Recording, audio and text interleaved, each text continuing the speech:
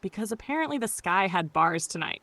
Tonight, the collective steps under the storm cloud with Indra Dev, the thunder-wielding king of the Devas, the rain-bringer, the serpent breaker, and the divine reminder that power is beautiful until ego gets behind the wheel with no license. This scroll is about blocked flow, sacred pressure, and the moment the heavens say, "Enough drought, let the waters move." Indra teaches us that every serpent wrapped around your river is not stronger than your storm. But here is the slick part. After you break the blockage, you must not become the blockage. Because some people defeat one obstacle and immediately start acting like they invented lightning. Baby, sit down before the ancestors revoke your cloud privileges. Tonight, the collective learns that thunder is not just noise. Thunder is announcement. Rain is not just weather. Rain is release. And when the inner storm rises with wisdom, it does not destroy the village. It restores the river. Beloved collective, gather close. Tonight we do not enter through candle flame. We do not enter through quiet smoke. We do not enter through soft harp music and somebody whispering alignment while ignoring every red flag in a 10-mile radius. Tonight we enter through thunder. The sky cracks open, the clouds gather, the old drought starts looking nervous. Because tonight we speak of Indra Dev, the storm king, the wielder of the Vajra, the breaker of the serpent, the one who faces the blockage and says, "Beloved, you have been sitting on these waters long enough." And that is the mystery for the collective tonight. Sometimes the blessing is not missing. Sometimes the blessing is blocked. Sometimes the river is still alive under the stone. Sometimes the voice is still alive under the fear. Sometimes the joy is still alive under the grief. Sometimes the calling is still alive under years of people telling you to shrink, hush, behave, and call it peace. But Indra does not come to negotiate with the serpent. He comes to restore the flow, because the serpent of blockage can wrap itself around many things. It can wrap around creativity. It can wrap around money. It can wrap around truth.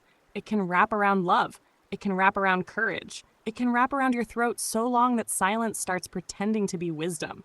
And baby, silence is not always wisdom. Sometimes silence is fear wearing a robe. Indra teaches the collective that sacred thunder must be aimed. Do not waste your lightning on petty people, tiny arguments, or spirits who drain your rain and complain about the weather. Aim it at the real blockage. Aim it at the lie. Aim it at the fear. Aim it at the old drought that convinced you dry living was normal. Tonight, the sky is not angry. The sky is awake. The storm is not here to ruin you. The storm is here to move what refused to move gently. So if your spirit has been rumbling, do not panic. That may not be chaos. That may be Indra rising inside you. That may be your soul saying, "The drought is over. The river remembers. The waters are ready. And every serpent holding back my flow is about to learn what thunder came here to do." Channeled by your architect musician, 36110, 27 palms of eyes. The golden whisperer, sea star, Devalan see all. Apply the news you can use, truth and accuracy. The real non-bedazzled jewels. Indra Dev, king of the storm, wielder of the Vajra, breaker of drought, and living proof that even divine leadership needs ego management. The sky is loud tonight, beloved, because apparently thunder had something to say. Scroll 4. Indra Dev, the storm king who broke the serpent and had to check his ego. Beloved collective, tonight we look up. Not at the ceiling. Not at the weather app lying with confidence. Not at somebody's spiritual forecast that somehow always ends with them needing a Cash App blessing. Tonight we look to the storm. Tonight we speak of Indra Dev, pronounced Indra Dev, the thunder wielder, the rain bringer, the king of the Devas, the breaker of drought, the one who lifted the Vajra and told the serpent of blockage, "Move, beloved, before I turn this mountain into a plumbing issue." Indra is famous. In the old Vedic current, he stands as a mighty storm god, warrior, ruler of the heavens, and slayer of Vajra, the serpent dragon who held back the waters. Now pause right there, because that is not just mythology. That is spiritual instruction wearing thunder boots. Vajra represents obstruction, the thing that coils around the flow, the thing that blocks the rivers, the thing that traps movement, the thing that sits on your blessing like it pays taxes there. And Indra comes with thunder in one hand and divine nerve in the other, saying, "Not today. The waters must move." That is the scroll tonight. The collective is learning about blocked flow, blocked creativity, blocked grief, blocked money, blocked truth, blocked voice, blocked courage, blocked ancestral healing. Some of us have had rivers inside us held hostage by fear, shame, family pressure, old spells, old trauma, and people who only loved us when our light had a dimmer switch. Indra says, where is the serpent? Because every drought has a cause. Sometimes the serpent is outside you. Sometimes the serpent is a system. Sometimes the serpent is a person with a sweet voice and a spirit like expired mayonnaise. But sometimes, beloved, the serpent is internal. Procrastination, self-doubt, addiction to chaos, fear of being seen, fear of being wrong, fear of finally being free and having no excuse left. That serpent is slick. It does not always roar. Sometimes it whispers, wait until you're ready. Wait until they understand. Wait until you have more proof. Wait until nobody is mad at you. Baby. By that logic, Moses would still be standing near the water asking for a committee meeting. Indra does not wait for the serpent to feel comfortable. He strikes. But here's where the wisdom gets grown. Indra is powerful, but he is not always perfect. That matters. Because some people think divine figures must be spotless, calm, sugar-free, and emotionally laminated. No. Ancient stories had better sense than that. They showed power with flaws because the lesson was not worship the ego. The lesson was master the power. Indra wins battles, brings rain, releases waters, and protects order. But he also has stories where pride rises too high, and that is the double teaching. The storm can free the waters, or the storm can flood the village. Same power, different discipline. Your fire, your thunder, your gift, your confidence, your mouth, your influence, your beauty, your money, your spiritual sight, your leadership, all of it needs wisdom. Because power without humility becomes weather damage. And we all know somebody who got one tiny blessing and started acting like the universe handed them a throne with cup holders. Indra teaches, be bold enough to strike the blockage. Be humble enough to not become the blockage. Oof. There it is. Because sometimes the thing that fought the monster starts acting like the monster after the victory. Humanity does this constantly. Very impressive. A whole species with memory problems and ring lights. Indra's Vajra, the thunderbolt, is not just a weapon. It is focused force. Lightning does not wander around asking for directions. It hits. That is the teaching. The collective must learn where to aim. Stop wasting thunder on people committed to staying dry in a drought they caused. Stop using divine force to win petty arguments. Stop calling every loud reaction standing in power. Sometimes it is not power. Sometimes it is your nervous system doing jazz hands.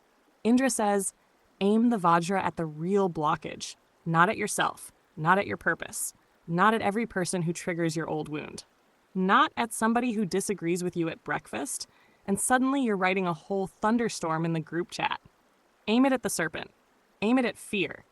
Aim it at deception. Aim it at the lie that says you cannot move forward. Aim it at the dry place that forgot water was its birthright. Now let us talk about rain. Rain is not just weather. Rain is release. When Indra defeats Vritra, the waters flow again. That means the battle was not only about victory. It was about restoration. That is important. Some people fight only to prove they are strong. Indra's higher wisdom says fight to restore flow. Do not fight just to win. Fight so life can move again. Fight so truth can breathe. Fight so love can return. Fight so the bloodline can stop choking on secrets. Fight so your soul can stop living in drought. Because the collective has been dry in places. Dry from survival. Dry from disappointment. Dry from betrayal. Dry from waiting on people who kept promising rain while holding the clouds hostage. But Indra says the sky still belongs to movement. The river remembers. The seed remembers. The body remembers. The spirit remembers. And when the blockage breaks, the water does not ask permission. It runs. That is why some of you are about to feel movement again. Ideas returning. Energy returning. Voice returning. Desire returning. Joy returning. Sacred anger returning. Not to destroy you, but to help you stop accepting crumbs from people who ate the whole loaf and blamed your appetite. The rain is coming back. But when it comes, use it wisely. Do not flood the wrong fields. Do not water dead weeds. Do not give your life force to people who only bloom when draining you. Indra teaches divine leadership. A true king does not hoard clouds. A true queen does not gatekeep rivers. A true leader breaks the blockage so the whole land can live. That is legacy. Not domination, distribution, not ego, service, not I am above you. But I was given power, so I must protect the flow. Now that is a word. Because the collective is not being called to become louder for attention. The collective is being called to become stronger for purpose. There is a difference. Attention wants noise. Purpose wants aim. Attention wants applause. Purpose wants impact. Attention says, watch me strike. Purpose says, let the waters move. Indra's shadow warns us about pride. His light teaches us courage. Together, the full lesson is this. Do not fear your thunder. Just stop letting ego hold the microphone. The storm inside you is not evil. It is sacred pressure. It is the part of you that knows something must break open. It is the part of you that cannot keep pretending drought is normal. It is the part of you that says, no, beloved, we were born for more than surviving in dry places. So tonight, call your water back. Call your voice back. Call your courage back. Call your movement back. Call your joy back. Call your power back from every serpent, every lie, every old system, every dusty fear that wrapped itself around your river. And when the thunder rolls, do not shrink. Stand. Not reckless, not arrogant, not loud for no reason. Stand like the storm knows your name. Here is what we learned, collective. Indra Dev teaches that blockage is not always permanent. Sometimes the river is trapped because fear coiled around it. Sometimes truth is trapped because silence was rewarded. Sometimes purpose is trapped because ego kept swinging thunder at distractions instead of the real serpent. Indra says, break the blockage, release the waters. Then stay humble enough not to dam the river yourself. That is the whole lesson. Your thunder needs direction. Your confidence needs wisdom. Your power needs service. Because a storm with purpose brings rain. A storm with ego just knocks over furniture and calls it a breakthrough. May the collective remember, the river was never gone. It was held back. The voice was never dead. It was waiting for courage. The sky was never empty. It was gathering force. Let Indra stand in the storm of this season. Let him teach us to strike what blocks life, not what bruises pride. Let him teach us to carry power without becoming drunk on it. Let him teach us that thunder is sacred when it serves the rain. And may every serpent wrapped around the collective's flow hear this clearly. The drought is over. The waters are moving.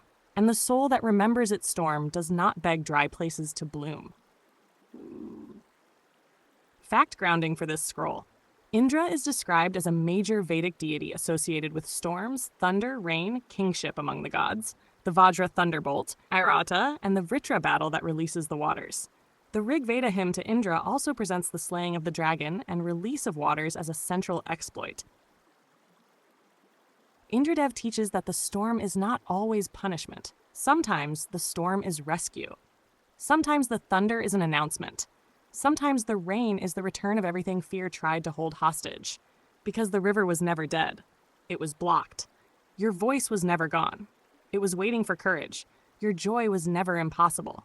It was buried under old drought, old disappointment, old family curses, old heartbreak, and people who treated your light like it was public property with bad customer service. But Indra reminds us, when the sacred storm rises, the waters move. Not because the serpent gave permission, not because the blockage apologized, not because the dry places suddenly got spiritual manners. The waters move because destiny remembers its own direction, and that is the legacy. Do not be afraid of the thunder inside you. Be afraid of letting it go unmanaged. Power without wisdom becomes damage. Confidence without humility becomes ego in a crown. A storm without purpose just knocks over chairs and calls it transformation. But a storm with sacred aim, that becomes rain. That becomes release. That becomes restoration. That becomes the moment the dry land finally drinks again. So let Indra teach the collective how to carry power clean. Strike what blocks life, not what bruises your pride. Break what traps the river, not what simply annoys your ego. Release the waters. Then stay humble enough not to build your own dam. Because some people pray for the serpent to move, then become the new serpent with better lighting and a louder robe. Tragic. The ancestors be watching like, we freed you for this? No, beloved. If the storm found you, it came to wake the river. If the pressure rose, it came to break the seal. If the thunder shook your spirit, It came to remind you that silence is not always peace, and drought is not your natural state. You were not created to beg dry places to bloom. You were created to carry rain where truth has been thirsty. So may the collective remember, the sky does not apologize for thunder. The river does not apologize for moving. The seed does not apologize for needing rain, and the soul does not apologize for outgrowing drought. Let the false dams crack. Let the hidden waters rise. Let the serpent of blockage learn that sacred flow cannot be chained forever. And when the storm clears, may you stand wiser, cleaner, softer where love belongs, stronger where truth requires, and humble enough to know the power was never just for you. The rain comes so the land can live. That is Indra's message. Carry thunder with wisdom, bring rain with compassion, and never forget, beloved, a soul that remembers its storm does not fear the clouds. It learns how to make the heavens speak. Universal Current C Receipt, Architect Musician 3611027, The Graceful Whisperer, Devalan Ahll.